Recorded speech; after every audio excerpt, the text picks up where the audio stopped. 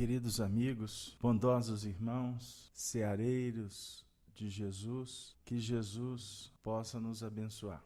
Então, para nós é um motivo de muita alegria estar intercambiando com todos vocês. E o nosso trabalho hoje, ele tem o objetivo de dar continuidade ao estudo da Revista Espírita de Allan Kardec, do ano de 1858, especificamente no mês de maio, onde nós vamos encontrar um diálogo realizado entre encarnados e o espírito, que se intitulou Mozart, que foi divulgado por Allan Kardec, e logo na sua introdução, o nosso próprio codificador disse que fez questão de publicar pela coerência que as respostas que foram oferecidas pelo Espírito têm com relação aos próprios princípios doutrinários que foram efetivamente divulgados naquele próprio período, né? Lembrando que o Livro dos Espíritos foi editado em Paris, 18 de abril de 1857. Então, nós trabalhamos por algumas semanas com a primeira palestra e hoje nós estamos fazendo o nosso segundo encontro em torno da segunda palestra. Lembrando que na última semana nós trabalhamos da primeira questão até a questão de número 4.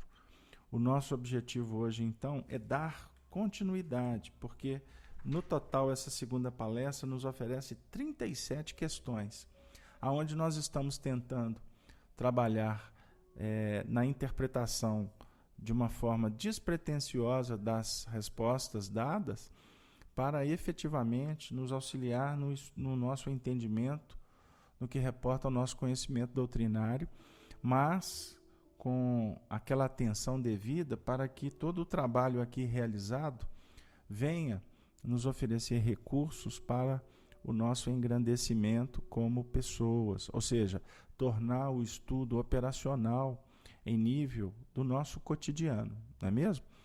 Então, sem delongas, nós vamos fazer a leitura então da questão de número 5. Jesus nos abençoe novamente. Foi indagado assim o espírito Mozart. Lembrando que Kardec não se preocupou se era ou não o espírito conhecido, o grande musicista Mozart. Haverá grande vantagem em voltar a habitar a Terra? Resposta dada pelo benfeitor: não. A menos que em missão. Porque então avançamos. Interessante observar que nós estamos iniciando para muitos o diálogo agora. Para quem já está acompanhando há mais tempo, vai sintonizar rapidamente com o que já foi exposto. Que este espírito, que se autonomina Mozart, ele já apresenta pelas suas observações uma condição mais elevada, aonde ele já habita outro planeta, depois de ter se desvinculado do planeta Terra. Então a pergunta é muito importante, porque vem dizer que se existe vantagem para ele, aquele espírito, voltar a habitar a Terra.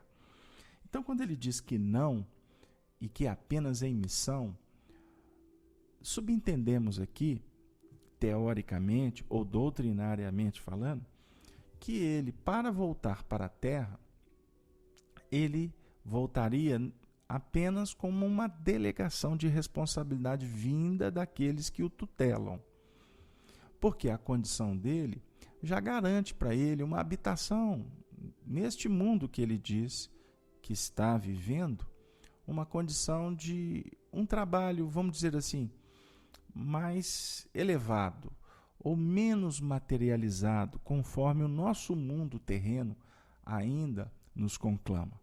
Então isso é muito tranquilo de observarmos. Não estamos aqui dizendo que o espírito Mozart não vai reencarnar aqui na Terra. Pelo contrário, ele está dizendo que vantagem para ele só seria se ele tivesse uma missão.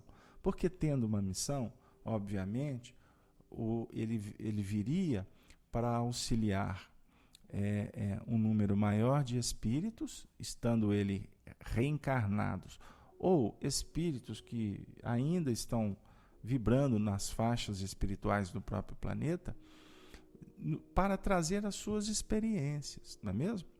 Mas também, lembrando que mesmo estes espíritos que estão num patamar mais avançado, eles ao reencarnar numa condição inferior, no que reporta a corações, a situações ou a própria habitação, eles, com estas missões, eles estarão efetivamente aprendendo e com isso também evoluindo, embora já naquela condição de merecedores ou plenamente adaptados a outras esferas mais elevadas, não é mesmo? Bom, continuando. Não seríamos mais felizes se ficássemos como espírito? Ou seja, o encarnado está perguntando para ele. Não seria aquela condição de felicidade de permanecer no mundo espiritual ao contrário de retornar nas lides reencarnacionistas?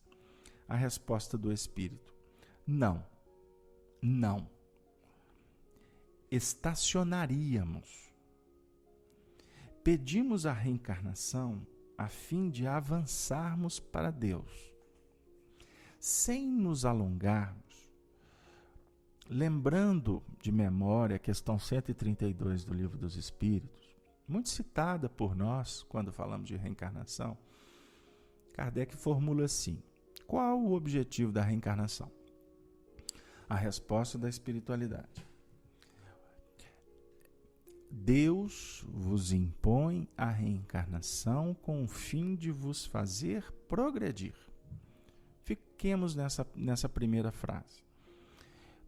Para o espírito, a reencarnação é imprescindível para a sua evolução. Fixação de caracteres, testemunhos, o iniciar a partir do próprio esquecimento das experiências anteriores, lidar com as suas tendências, desenvolver a intuição, ou seja, buscar cada vez mais ampliar as suas antenas psíquicas, as suas inspirações, a sua mediunidade, para que com isso possa todo o conteúdo assimilado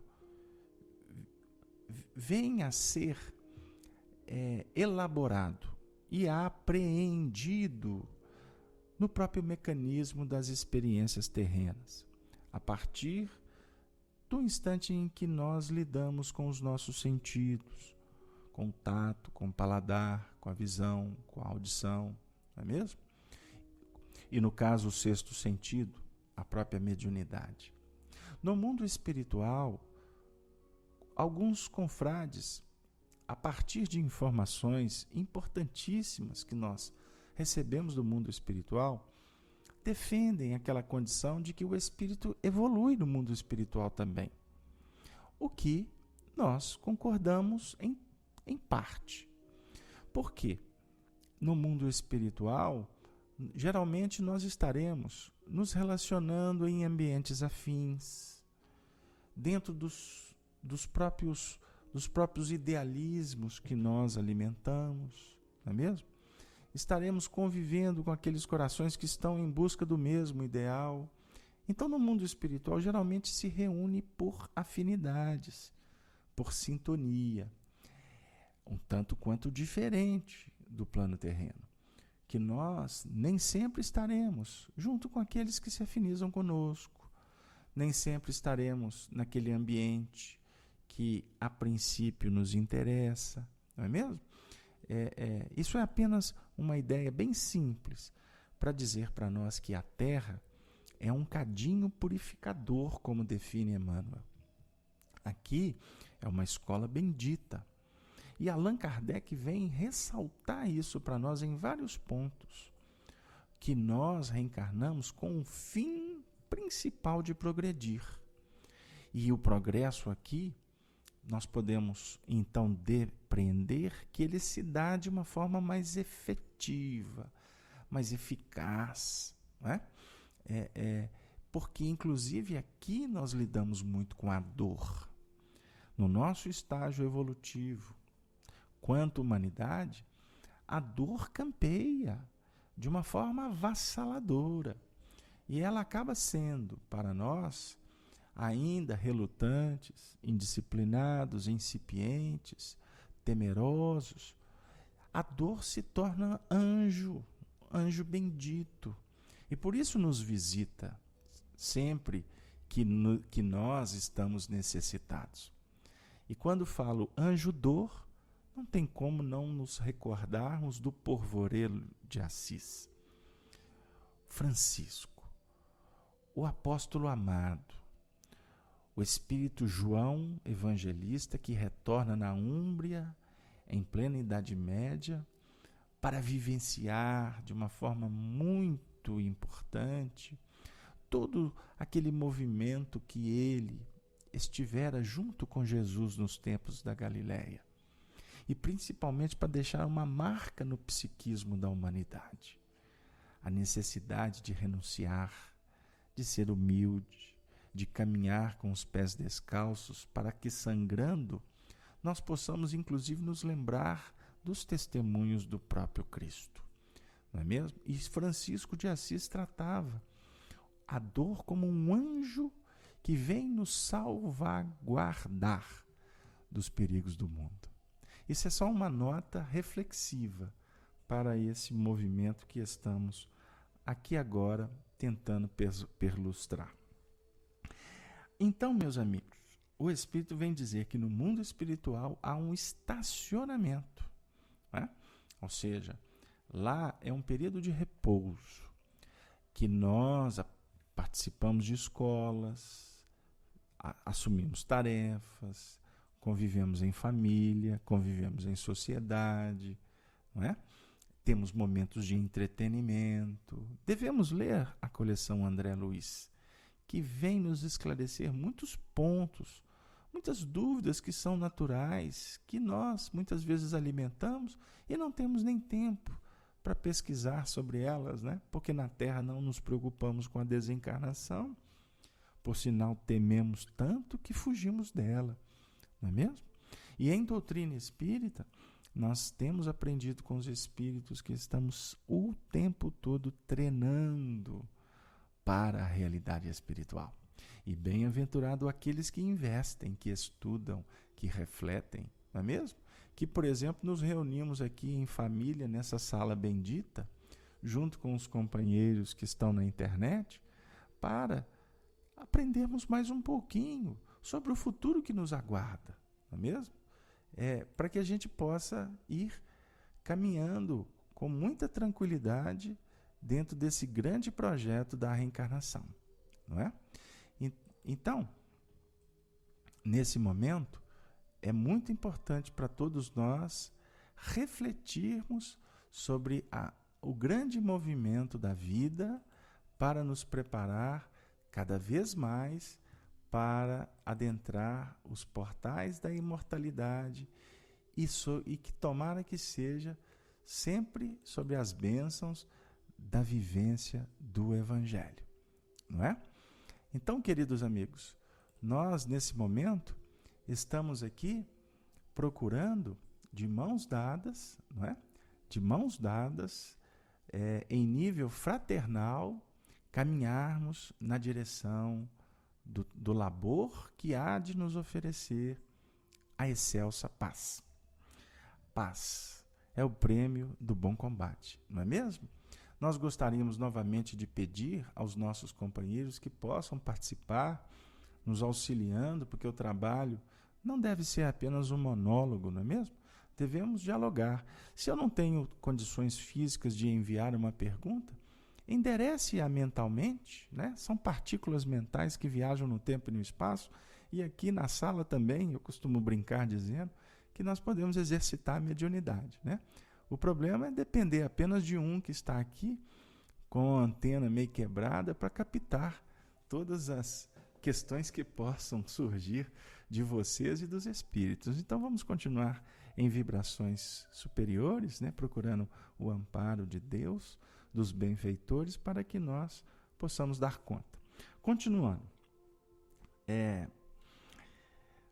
A questão agora de número 7. É a primeira vez que me encontro na Terra? O Espírito está perguntando para a moça sobre a estada dele na Terra. Não é? Ou melhor, o Espírito não, o dialogador, né? O encarnado. E Moza responde: não, mas não posso falar do passado de teu espírito. Nós gostamos de quando lemos essas questões, principalmente que reporta o diálogo com os espíritos, sempre bater naquela tecla que estamos aqui treinando para dialogar com os espíritos também. E para tal, é necessário sempre arguir com sabedoria. Não nos prendermos em questões pueris, questões materiais. Porque tem algumas pessoas que procuram o mundo espiritual como procurávamos as sacerdotisas em Delfos, no Egito, né? Em Roma procurávamos as virgens vestais, não é? Os sacerdotes em outros templos, não é? Procurávamos os sacerdotes druidas, enfim, os médiuns que caminharam pelas terras do planeta em todos os tempos, porque a mediunidade é tão antiga quanto o próprio pensamento contínuo do homem. E sempre, quanto ignorantes, procurávamos para atender às questões do mundo, não é mesmo? Tanto que o legislador hebreu Moisés, o grande enviado de Jesus para trazer a lei de justiça, chegou num ponto que ele teve que proibir, conforme está registrado em Deuteronômio, que não, porque os homens na época, acostumados com a civilização egípcia, né, os judeus, no meio do deserto continuaram com aquele vício de comportamento, de procurar, não é, os espíritos para saber, né, se eles iam casar ou se eles deveriam comprar aquela bicicleta, não é mesmo? Na época era biga, né? Só uma brincadeira para a gente dar um sorriso. E hoje, né, nós devemos ter cuidado para fazer as perguntas, porque podemos, inclusive, estar sendo enganados. Não é? Então, as nossas indagações devem objetivar sempre as questões de cunho moralizante, e sem querer dos espíritos receitas de bolo. Não é? Devemos ter cuidado. Mas o companheiro aqui pergunta se era a primeira vez que ele estava reencarnado na Terra. Porque já que Moza tinha dito para ele que não reencarnaria mais na Terra, nada mais natural do que ele querer saber se ele estava vindo de um mundo superior para viver aqui no planeta Terra. E Moza disse para ele que não era a primeira vez. Mas, ao mesmo tempo, observem a sabedoria do espírito, o que não significa que ele está escorregando, não é? Ele diz que não poderia falar do passado do indagador. E a gente anda vendo por aí, não só espíritos desencarnados, mas companheiros encarnados, querendo revelar aspectos de vidas pregressas, não é? E devemos, com isso, volto a dizer, tomar muito cuidado, porque não é ter a informação da personalidade que vai nos fazer crescer. O que devemos olhar sempre é o que o espelho nos apresenta. As nossas tendências, as nossas virtudes, os nossos vícios, não é mesmo? Os nossos hábitos de hoje, que muitas vezes têm ressonâncias profundas com o passado. Por isso é que a doutrina espírita propõe a educação da alma o tempo todo. Nós precisamos de rever, de fazer uma releitura da vida para não repetirmos as questões pregressas. Eu estou observando que a nossa companheira Sandra Saviano, querida Sandra, um grande abraço para você, você que vive nessa cidade tão bonita de Nápoles, na Itália, não é mesmo? Sandrinha, você está fazendo uma pergunta, como? Né? Como assim? Grácia, um grande abraço. Sim, mas Sandra, eu não entendi a sua pergunta. Você está em dúvida do quê? Se nós devemos procurar descobrir o passado? Devemos tomar cuidado, mas olhar o espelho, quando eu falo olhar no espelho, é observar as próprias atitudes, não é? Os próprios comportamentos. Santo Agostinho, no Livro dos Espíritos, nos dá essa dica, que devemos fazer uma análise diária do nosso comportamento, não é? O Arnaldo Ramos está dizendo assim no chat: pelo que você está falando, dá para entender que evoluir é andar para trás. Não, meu amigo, o espírito não retrograda. Mas nós, como espíritos, podemos avaliar o que está ficando para trás. Ou seja, quais foram as nossas experiências, o que elas podem nos ensinar.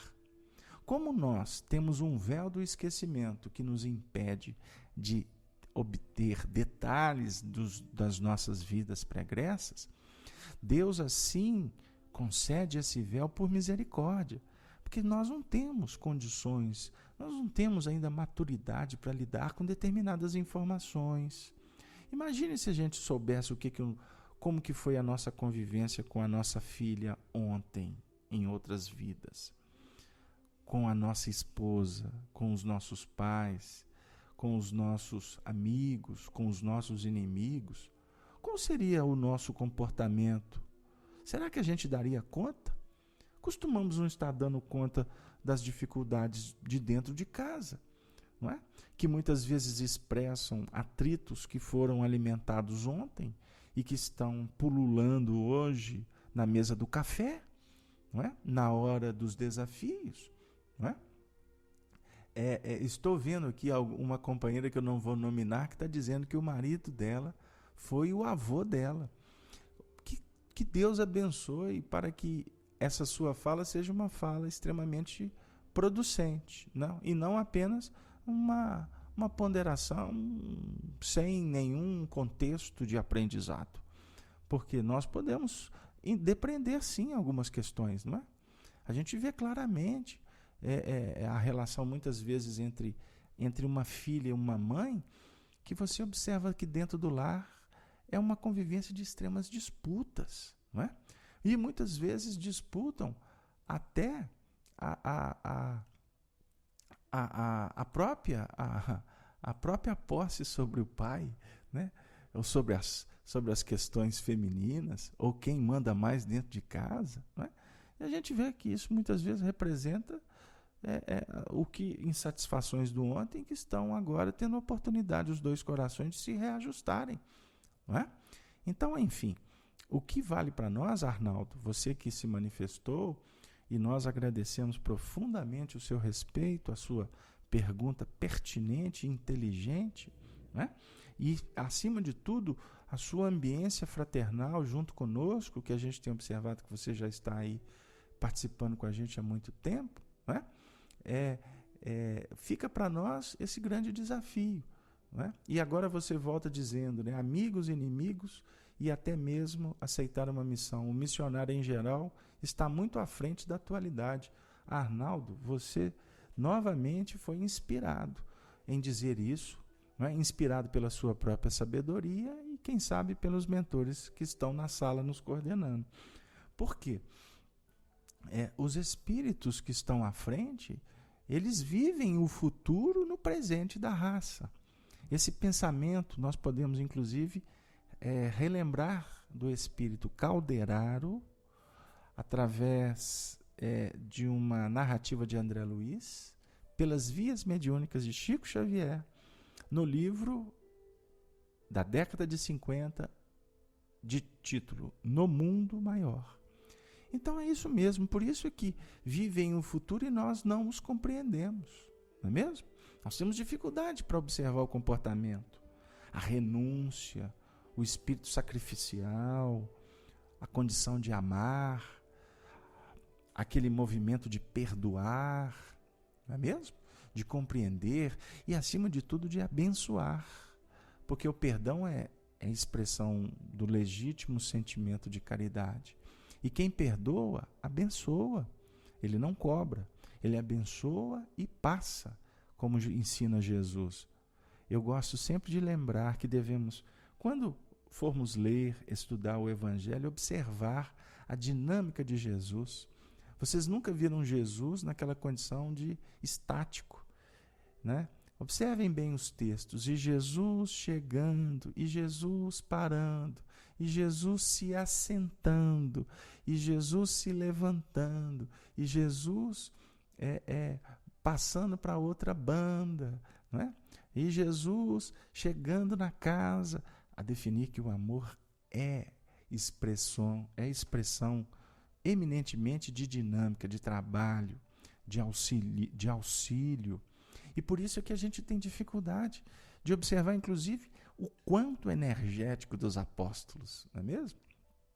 Aqui agora nós podemos nos lembrar de um grande apóstolo que viveu no Brasil no século XIX e desencarnou, se não estou enganado, no ano de 1917 ou 18. Vivera na cidade de Sacramento, no Triângulo Mineiro, e ficou conhecido por toda a comunidade espírita e por todos os brasileiros daquela época como Eurípides Barçanufo.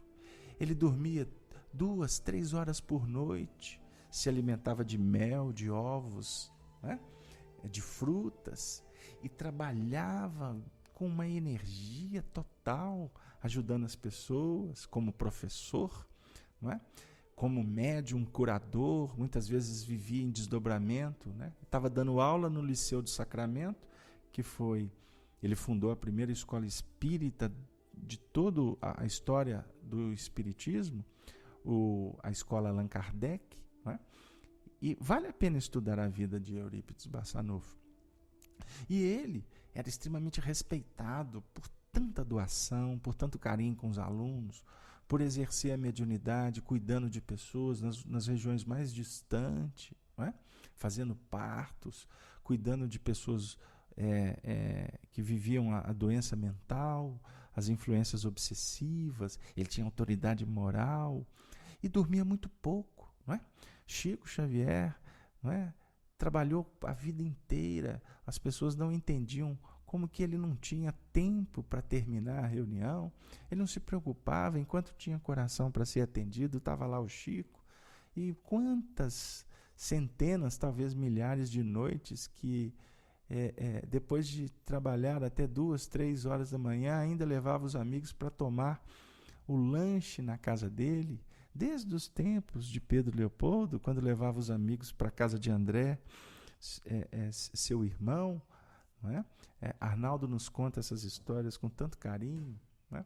E ficavam ali conversando até 6 horas da manhã. Muitas vezes o Chico falava assim: gente, vocês me desculpem, mas eu tenho que descansar, porque eu tenho que trabalhar.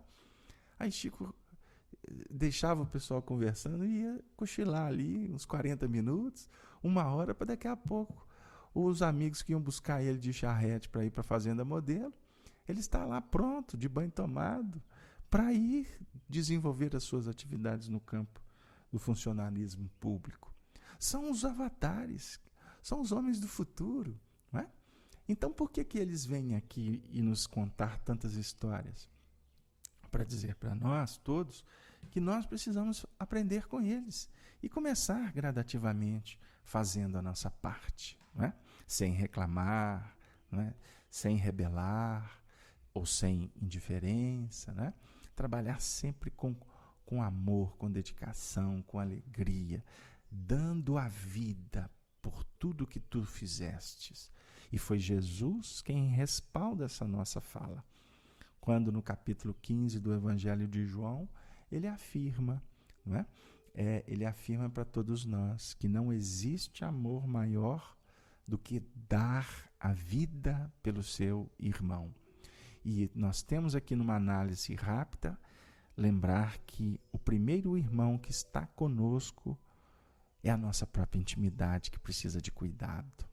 E a partir do momento que a gente vai cuidando das nossas virtudes, do nosso potencial espiritual, automaticamente a gente também vai entendendo que precisamos de cuidar do nosso irmão verdadeiro, aquele que está reencarnado conosco, ou aquele irmão que está no mundo espiritual caminhando conosco de mãos dadas, porque está aprendendo conosco, ou aqueles que não estão de mãos dadas, mas estão nos cobrando comportamentos do passado, equívocos nossos, em face ao nosso egoísmo.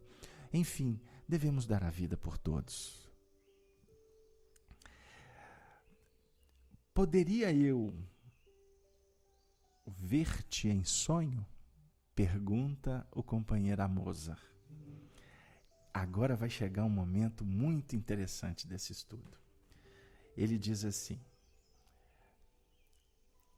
se Deus o permitir, far-te-ei ver em sonho a minha habitação, da qual guardarás uma lembrança. Vocês já tiveram algum sonho em que estivemos, por exemplo, em regiões que depois a gente não consegue decifrar com as nossas palavras? Não é? Em reuniões mediúnicas isso é muito comum, não é? Os médiuns relatar para nós que estão vendo construções extremamente diferentes, arquitetura esplendorosas, não é? Luzes, equipamentos que não é possível descrever, não é? Isso nada mais é do que a própria ampliação mental, não é? Os próprios deslocamentos mediúnicos ou anímicos, como queira, não é? Onde o espírito deslinda do corpo físico e adentra dimensões espirituais aonde as vibrações estão em outro tônus, em outra frequência, e o nosso psiquismo muitas vezes consegue perceber isso, né? Embora o nosso cérebro, as nossas informações, o nosso HD do computador não tem tantos registros. Aí a gente que vai ficando mais velho até costuma brincar dizendo, né? É muita informação para processar, vai devagar. Não é? Eu falo isso muito para os meninos, para os jovens. Espera aí, explica, mas explica devagar. Não é? Então, isso são expressões que definem muitas vezes o que a nossa alma pode viver. Em sonho, isso pode acontecer. É óbvio que nem sempre a espiritualidade nos amplia demais, porque isso pode nos causar, inclusive, algum tipo de constrangimento, né? Enfim, mas no caso aqui o Espírito vai dizer para ele que se Deus permitir, poderá ele ir na habitação, ou seja, nesse planeta onde o Espírito habita, mora, em sonho, não é? E depois você vai ter uma vaga lembrança. É mais ou menos o que a gente está tentando explicar aqui, dentro de uma simplicidade que a nossa acanhada percepção e memória e estudo doutrinário nos permite dizer, né? Aí o Arnaldo volta a fazer uma pergunta. Arnaldo, estou gostando de ver você hoje. Eu, numa linguagem evangélica, eu ia brincar com você dizendo que Pentecostes está te visitando em seu lar. Não é? É o fenômeno mediúnico de muitas línguas, de muitas presenças espirituais. Só uma brincadeira, Arnaldo. Mas você está perguntando, quando recordamos o sonho, é sinal que houve reflexos dele em nosso cérebro físico? Uma grande parte, sim. Lembrando que podemos ter também nos nossos sonhos algum tipo de movimento psíquico do nosso próprio cérebro. A gente tem uma experiência no mundo espiritual, e quando nós retomamos, se eu posso assim dizer, porque o espírito não se desvincula totalmente do corpo, mas ele passa a ter uma atuação no mundo espiritual numa intensidade, numa velocidade, numa rapidez, uma frequência vibracional que o cérebro do físico não consegue registrar. Por isso é que alguns cientistas definem que nós não conseguimos usar 5% da capacidade do nosso cérebro. Sem querer entrar nessa área que não é de nossa competência, mas nos estudos de sonho que André Luiz realiza no mundo espiritual e vem trazer para nós através da psicografia ou dos condutos mediúnicos de Chico Xavier, em determinados momentos ele fala desse percentual, até para explicar que a intensidade da vivência no mundo espiritual não é possível que seja ela toda operacionalizada dentro do nosso contexto de vida planetária, dentro desse contexto da horizontal. Então, quando nós levantamos pós o sono, os sonhos vêm à mente. Quanto mais se desenvolve o espírito em sensibilidade e em compreensão, mais se dilata as relembranças destas experiências no mundo físico, sem serem tão confusas, sem serem tão assim difusas, sem ser tão preto e branco. Agora eu vou fazer uma brincadeira com vocês. Na década de 70 aqui no Brasil, quando chegou a TV colorida, vocês se lembram que na frente da TV, quem não tinha, porque a maioria não tinha televisão colorida, colocava uma tela que tinha 3 cores, né? O vermelho, se não me engano, o verde e o azul, né? E a gente falava que tinha televisão colorida. Aí a gente brincava muito dizendo assim, mas na sua casa tem a televisão preta e branca ainda. Não, na minha casa já tem colorida. E tinham aqueles que realmente tinham a TV colorida. Então eu gosto dessa brincadeira. O azul turquesa gostou também? Muito obrigado pelas vibrações. Mas é só para a gente dar um sorriso. Porque os nossos sonhos, muitas vezes, dependendo da nossa condição, ainda muito materializada, os nossos sonhos são preto e branco. Né? Nossos sonhos, nossa, tudo confuso, não entendo nada. Agora, alguém aqui já sonhou colorido? E eu não estou falando daquela telinha da década de 70, não. Alguém aqui já sonhou de verdade com imagens extremamente, vamos dizer assim, qualificadas em nível de vibração, em nível de clareza? Né? Vocês já tiveram essa oportunidade, por exemplo, de ver paisagens, onde encontramos plantas não catalogadas entre nós terrenos, né? De cores maravilhosas, peixes, animais, né? E trazendo uma vibração extremamente pacificante, né? Então, eu não quero entrar nesse assunto porque o território ele é vasto e precisa de tratarmos com muito cuidado, porque nós temos também aqueles movimentos de imaginação, porque o cérebro ele é um dínamo de expressão, não só revitalizadora, de condução de toda a nossa estrutura, mas ele também é receptáculo de tudo que perpassa a nossa casa mental. Aí, meus amigos, já que o Arnaldo tocou no assunto anteriormente, sobre a questão de vidas pregressas, nós temos experiências nos nossos sonhos de vivências do passado. E que muitas vezes os relatos dos médiuns e daqueles que já passaram por essas experiências catalogam em muitos livros. Não é? Existem pesquisadores que fizeram belos trabalhos, não é?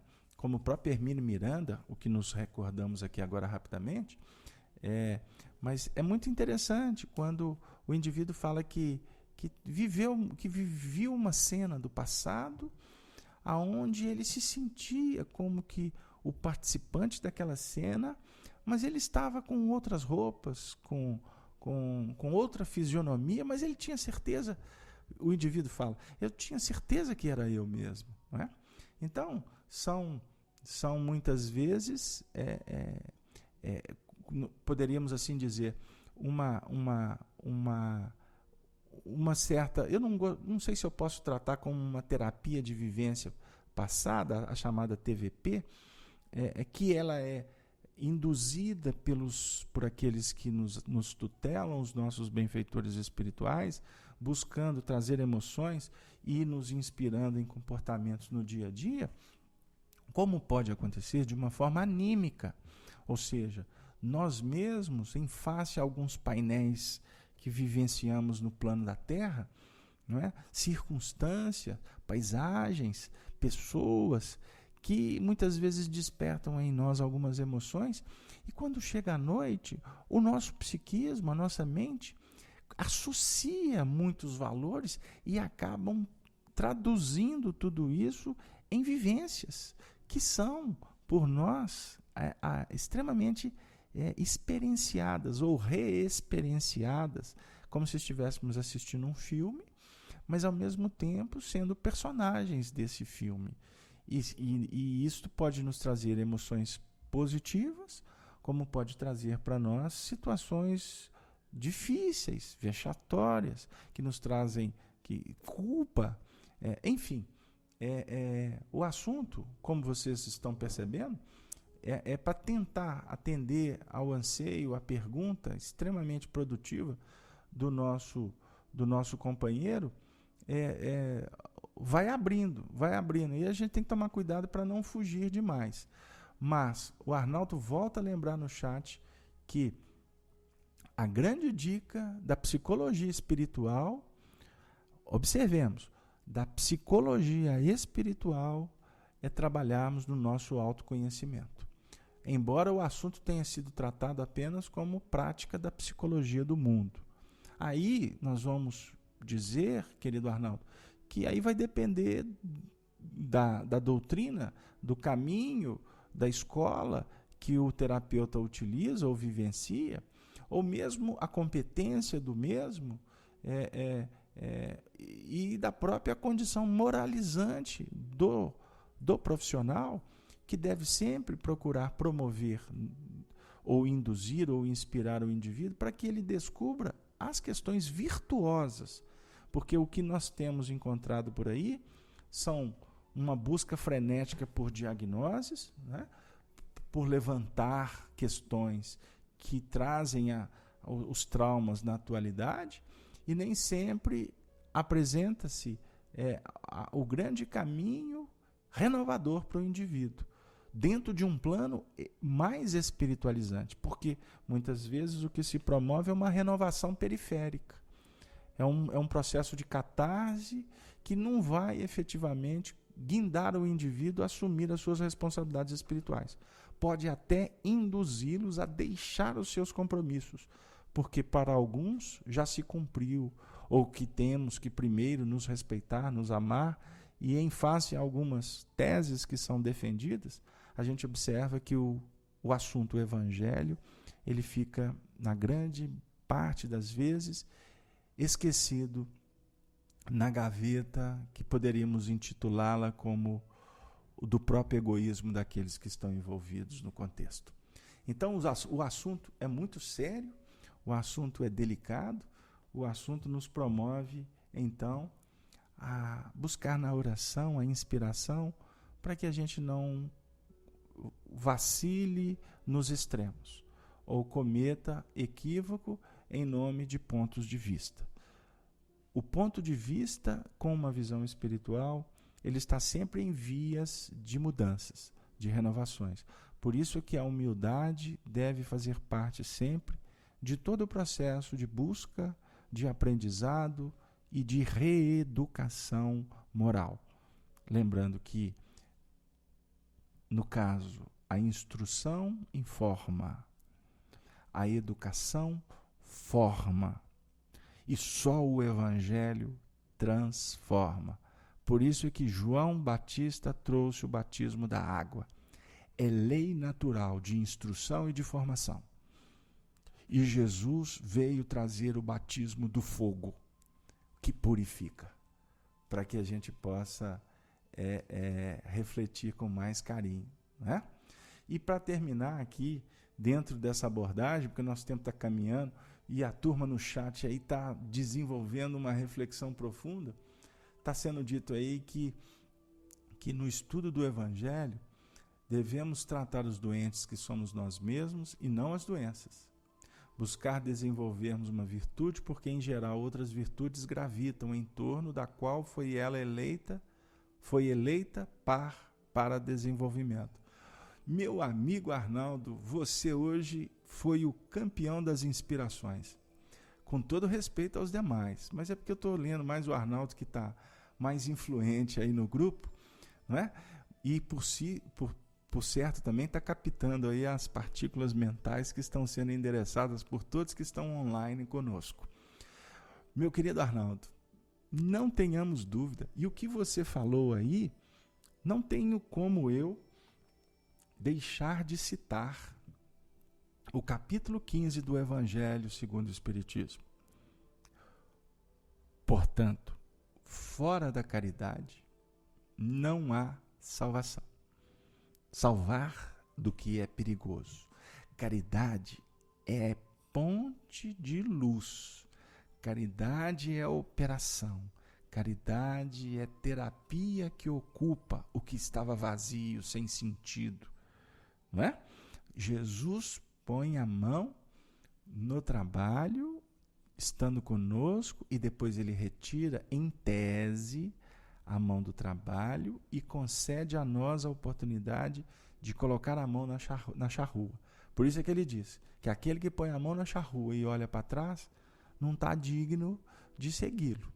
Nós devemos pôr a mão, ou seja, abraçar os compromissos e seguir adiante. Porque quando a gente olha para trás, a gente acaba fixando aqueles pontos que nos vinculam na retaguarda. Não foi o que aconteceu com Ló, quando voltou os olhos para a queda da cidade, né? O simbolismo de Sodoma e Gomorra? O que aconteceu? Virou estátua de sal, não foi?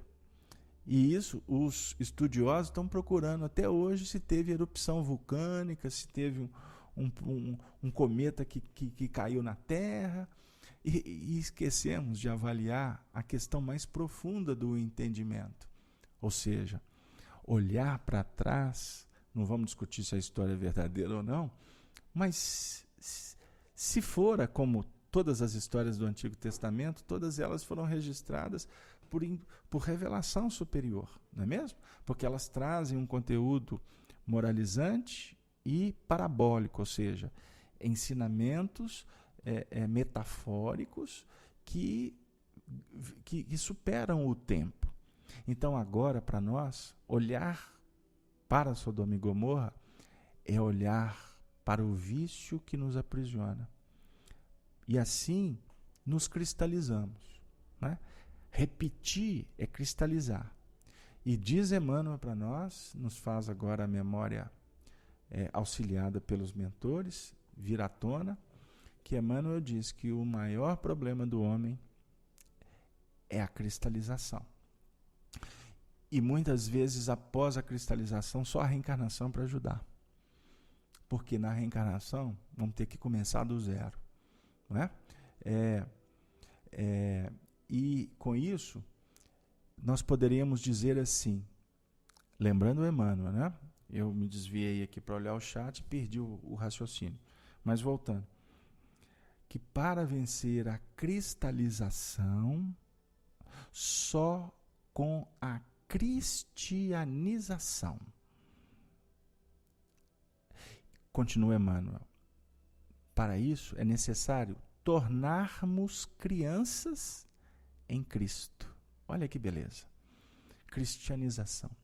Para falar em cristianismo, nós temos que primeiro falar de cristianização, ou de cristianizar-se. Você não prega cristianismo. Você primeiro deve cristianizar-se. Você deve primeiro trabalhar as suas virtudes, para que elas, no trabalho, conceda para nós a oportunidade de oferecer o cristianismo pelas nossas atitudes, que pode até ser por palavras, quando convidados. Porque muitos religiosos querem o cristianismo através do púlpito, e nem sempre quem está ouvindo está disposto a ouvir. Por isso é que doutrina espírita, que vem clarificar para nós o entendimento evangélico, é a doutrina dos mundos, e ela atende a quem bate na porta dela. Por isso é que espíritas sejam cuidadosos com a divulgação doutrinária. Eu não falo de reencarnação para quem não está pronto, para quem não pergunta. Para me tocar no assunto espiritismo, eu tenho que fazer no ambiente correto, no instante devido, e com um filho do Calvário. O filho do Calvário pode ser o doutor engravatado, pode ser o rei que está no trono com a coroa de ouro sobre a cabeça. como pode ser da mesma forma o andarilho que está perdido na rua. O filho do Calvário é aquele que está em busca do Senhor da vida, porque sofre. E o Senhor assim o atende. Vinde a mim, sem seleção, sem privilégio. Vinde a mim todos vós, que estáis cansados e sobrecarregados. Jesus é o governador espiritual, está atendendo o planeta inteiro. Os 7 bilhões de reencarnados e mais 20 e tanto de desencarnados. É 3 por 1. Então, que ele esteja atendendo a 30 bilhões. E ele é misericordioso, ele está em todo lugar. Agora, a beleza é quando ele põe um ponto e vírgula no texto e continua dizendo: mas tomai sobre vós o meu jugo e aprendei de mim. Ah, meus amigos, essa parte aí é que é o tchan da história, se eu posso brincar assim, não é?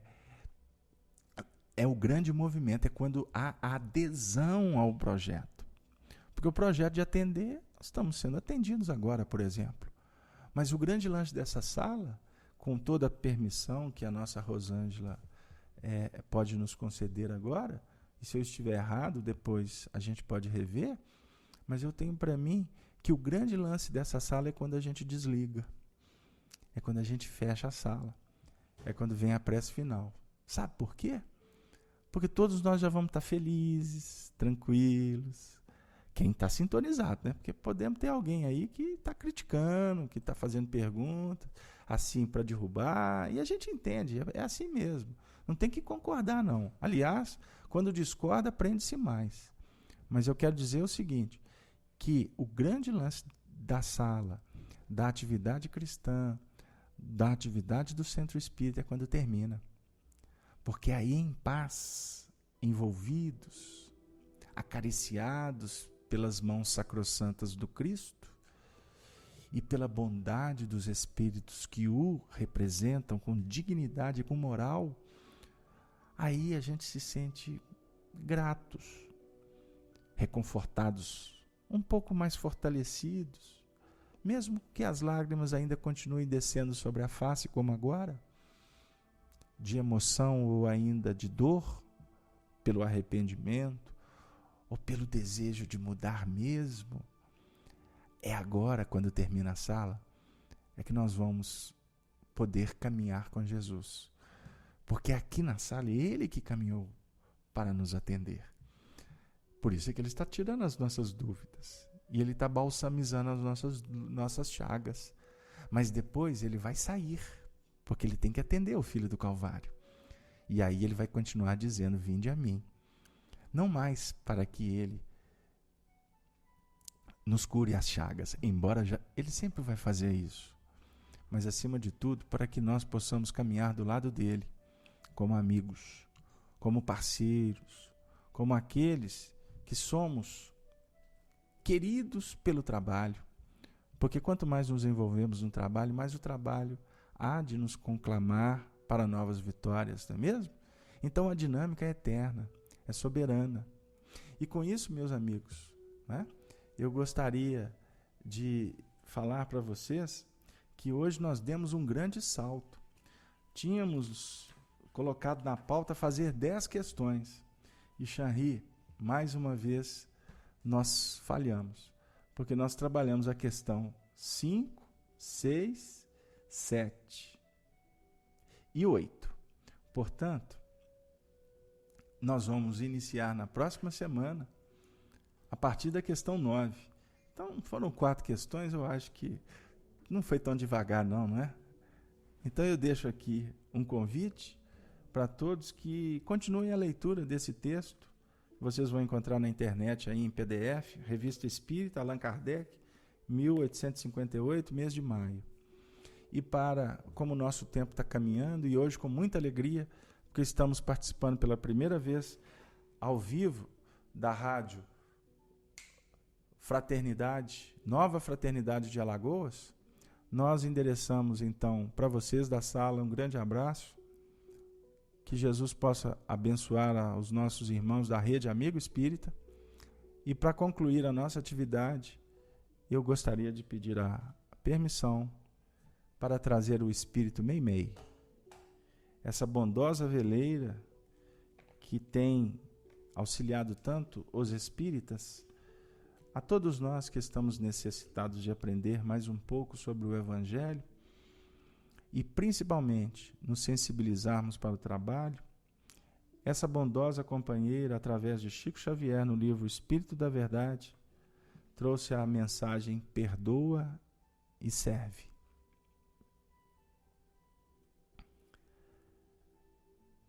Tiveste hoje motivo de reclamar. No entanto, perdoa e serve sempre. Medita e perceberás o problema dos outros. Alguém levantou a voz, procurando ferir-te, mas não lhe vistes as marcas da enfermidade, com que talvez amanhã se recolha à sombra do hospício. Esse passou renteando contigo, fingindo não te ver. Pensa, contudo, que dentre de breves dias, possivelmente buscará, em vão, esconder os sulcos das próprias chagas. Aquele te furtou, roubando a si mesmo. Aquele outro julga enganar-te, quando ilude a si próprio. E há quem se suponha colocado tão alto que não teme oprimir-te, para cair em breve sob o golpe da morte. Perdoa a tudo e a todos, infatigavelmente, porque os ofensores de qualquer condição carregam consigo remorso, como espinho de fogo encravado no próprio ser. Toda criatura necessita de perdão, como precisa de ar, porquanto o amor é o sustento da vida. Não permitas, porém, que o perdão seja apenas um som musical nos movimentos da língua. Reflete quantas vezes tens errado também, reclamando entendimento e tolerância, e esquece toda ofensa, recomeçando a servir ao lado de teus irmãos. Lembra-te, querido amigo, bondosa companheira, filha da alma, lembra-te acima de tudo de que, perdoando, a bênção de Deus consegue descer até às lutas da alma, e que somente perdoando é que a alma consegue elevar-se para a bênção de Deus. A bênção de Deus desce até as lutas,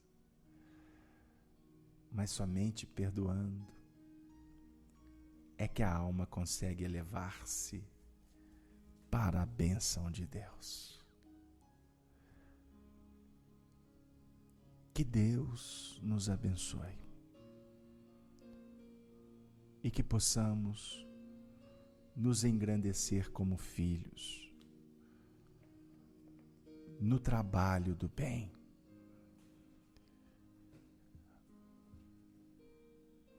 para que o castelo dos nossos sonhos sejam construídos em bases sólidas, augurando a eternidade que os sustentará. Sob a misericórdia de Deus e as expressões legítimas da caridade. Desejamos a todos muita paz. Obrigado. Um beijo na alma para todos. Até a próxima oportunidade com o programa Estudando os Princípios Básicos da Doutrina Espírita e do Evangelho de Jesus. Que assim seja.